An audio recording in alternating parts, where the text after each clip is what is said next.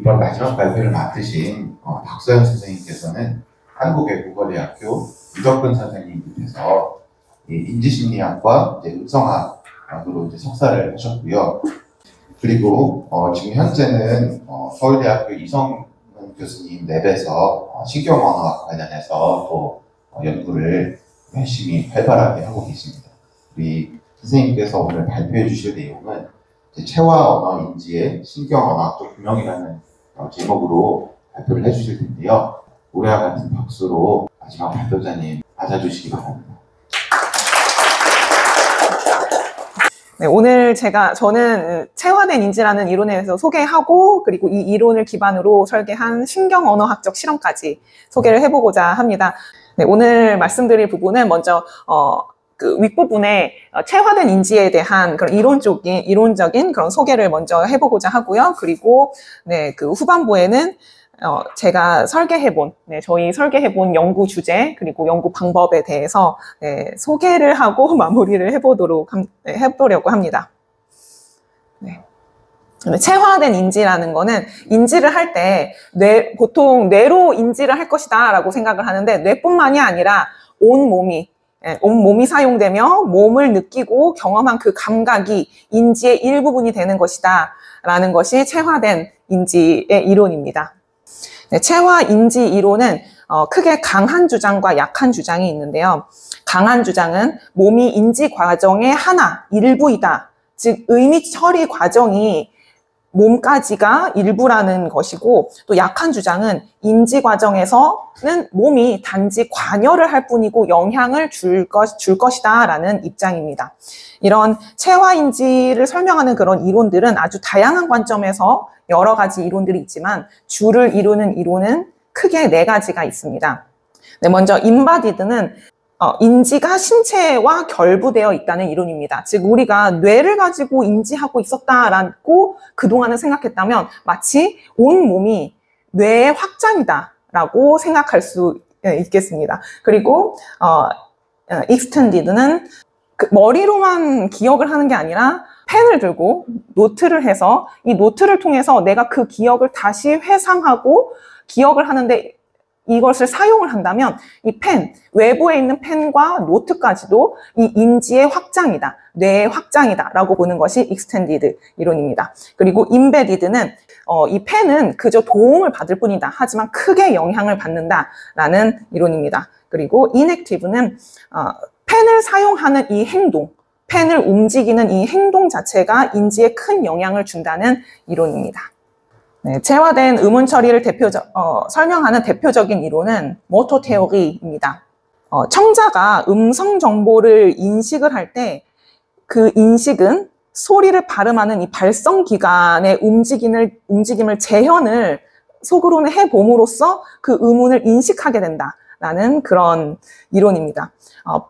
풀버 뮬러가 fMRI 연구를 했을 때 입술을 사용해서 조음하는 P 소리와 그리고 혀를 사용하는 T 소리, 이 2가지를 비교를 하였는데요. 연구 결과에는 P를 인지할 때 그리고 소리를 지각을 할 때 이 2가지가 같은 뇌 부분이 활성화되었고, 또 T를 인지할 때와 T를 발음할 때 같은 뇌 영역이 활성화된 것을 연구 결과가 있었습니다. 이러한 연구 결과는 조음기관의 움직임이 의문을 인지하는 과정에서 관여가 된다라는 것을 보여주는 연구였습니다. 그리고 체화된 문장 처리는 ASC 효과가 있는데요. 이것은 행위가 문장의 인지 과정에 관여를 한다는 내용입니다. 여기 대표적인 예시로는 서랍을 열면 몸으로 나에게 팔을 당기게 되고, 또 서랍을 닫을 때는 내 손을 앞으로 밀게 됩니다. 이 행동이 문장과 연결이 되어 있는가를 확인을 하기 위해서 2그룹으로 나누어서 한 그룹은 버튼을 위로 누르게끔 하였고, 한 그룹은 버튼을 손에서 아래쪽으로 내리게끔 하였습니다. 연구 결과 서랍을 닫으세요라고 할 때는 위로 버튼을 누른 그룹이 더 행동 반응이 빠른 것이 확인이 되었고, 그리고 버튼을 아래로 누르는 그룹에서는 닫으세요.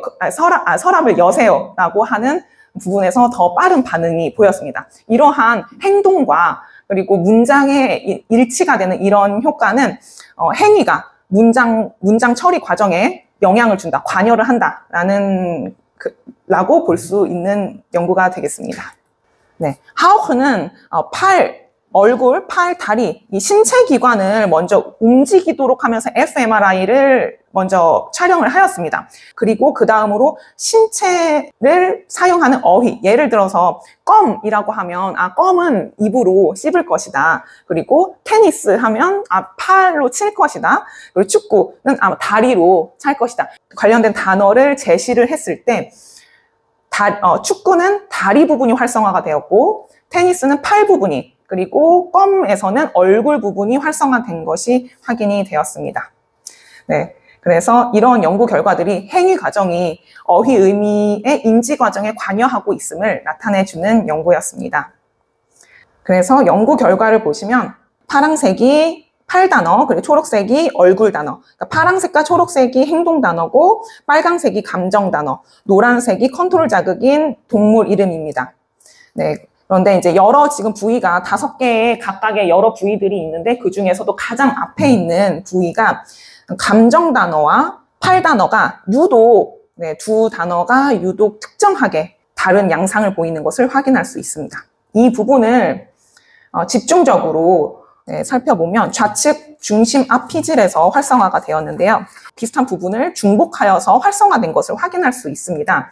A가 팔 얼굴 행동 단어고 B는 모든 감정 단어에서 글자적 요소를 뺀 감정 요소만 남은 부분, C는 추상 감정 단어입니다. 그리고 E는 팔 얼굴 행동 단어와 그리고 감정 단어를 동시에 겹쳐서 보여주는 부분입니다. 네, 이렇게 행동 단어와 감정 단어의 활성화 부분이 겹친다는 것을 통해서 감정과 행동이 관련이 있다, 관여를 한다라는 연구가 있었습니다. 각각의 신체 활동이 담당하는 부분이 뇌에 이 영역에 연관이 되어서 대응되어 있다라는 부분입니다. 그래서 여기서 했었던 논문에서는 팔과 관련이 있을 것이다 라고 하면 이 영역 중에 이 팔과 관련이 있을 것이다, 혹은 얼굴과 관련이 있을 것이다 라고 하면 이 얼굴 영역이 활성화될 것이다, 이러한 가정을 가지고 연구를 하였고 그 부분이 확인이 된 것을 확인할 수 있었던 부분입니다. 이 부분은 운동 피질에서 운동 피질에서 확인이 되고요. 이 운동 피질에 있는 이 부분을 호문클루스라고 부릅니다. 어휘 판단 과제로 실험을 진행을 해보려고 하는데, 어휘 판단 과제는 그 어휘가 맞는지 아닌지를 보고 맞으면 이게 맞는 것과 아닌 것에 대한 것을 눌러서 판단을 하는 과제입니다. 그래서 먼저 그러니까 비단어가 섞여 있는 이유가 이제 그러한 이유인데요. 비단어인지 그러니까 단어가 맞는지 이런 부분을 선택을 하게 되어 있고요.